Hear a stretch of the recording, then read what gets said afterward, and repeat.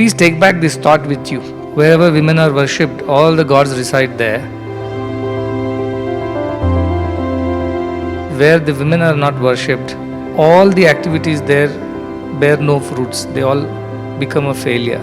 Worshipping or respecting women is actually giving them equal opportunities as men.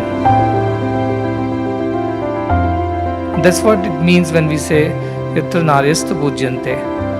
So when we run educational institutions, give opportunities to women and girl child to educate oneself, to work here, we are actually worshipping or respecting, adoring womanhood.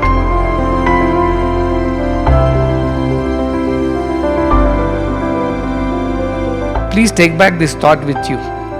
How can I help more women? Starting with our own homes and then across the society and the world.